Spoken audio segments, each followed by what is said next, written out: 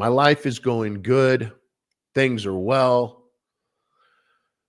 And starting to feel the effects of COVID. You know, my main business was a credit repair business, paper delete, where clients would hire me. I'd fix their credit and then bill them later. That's my main business. It was my main business, at least at the time. So you can kind of imagine that if 100% of the people who hired me did not pay their bills, American Express, Bank of America, Chase, Citi, Discover, what do you think the likelihood is they're going to pay me? It's about 50%, which I'm good with that. I could handle 50%. I knew that going in, but when COVID hit, it went to about 15%. And to keep the company alive, I used my own money to pay the salaries for my 50 plus employees. And the stress got to me. So much so that in November 2023, I found myself laying on the same bed at the same hospital that my mother had laid on in June of 2023. See, in June 2023, my mom had a massive heart attack and died. June 2023, June 25th, 2023. And I found myself laying on that same bed in the same hospital with the same surgeon operating on my heart, November 25th, 2023.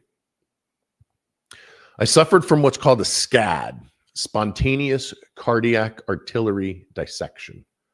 SCAD for short. Less than 100 people a year suffer from a SCAD. Primarily, it's teenage girls in labor because their body isn't quite ready to have a baby yet, and they're pushing so hard they separate the arteries in their heart. Usually, it's sudden death for men.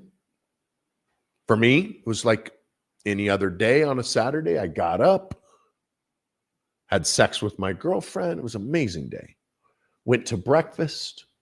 After breakfast, walked on the Greenbelt in Boise, Idaho, along the Boise River. It was like 68 degrees in November. It was absolutely beautiful.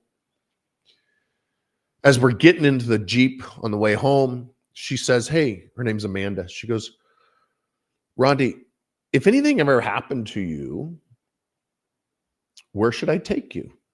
Now, she did not grow up in Boise, so she didn't know where the hospitals were, the urgent care. She was from San Diego, and she had just moved in with me.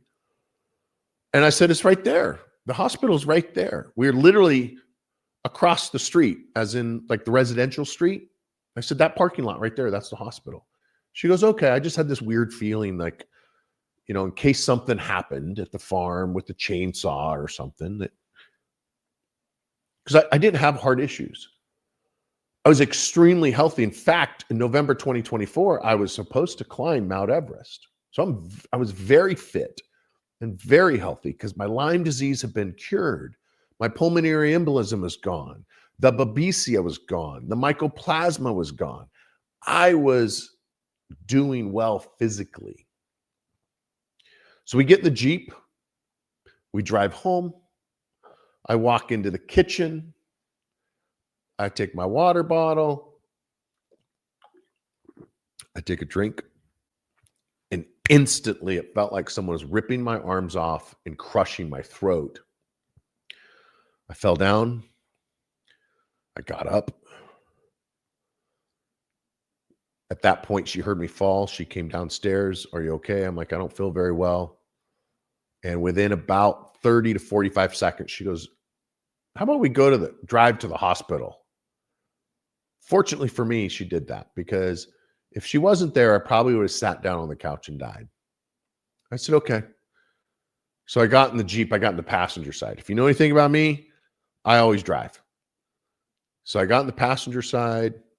She said we made it about a half a mile from the house, and the hospital is only 4 miles away.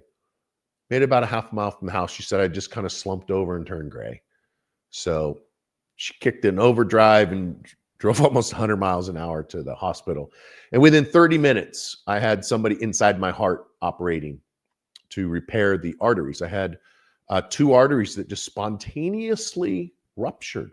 It's called a SCAD, spontaneous cardiac artery dissection. And it says it was either caused from stress or exertion. And I didn't have any exertion. I was sitting in my kitchen, just took a drink of water. My workout earlier that day was just walking my dog. It was no big deal. And the surgeon said I was lucky to be alive. Like, good thing I went to the hospital immediately, because if I'd just sat on the couch for another 5, 10 minutes, he said I wouldn't have made it. At 52 years old, dead. That was rough. I've been in 4 shootings in my life, because I spent 15 years on a medevac helicopter in the military, 11 years as a fireman on the busiest rescue in Denver. I was a first responder at Columbine High School shooting, April 20th, 1999. So I've had my fair share of near-death experiences. I had 2 auto rotations in the military where the engine quit on the helicopter. I had an engine fail on me while flying a plane that I rented. But this one really, this one slowed me down, guys. It slowed me down because my mom had just died a few months earlier from a heart attack, and mine was caused from stress.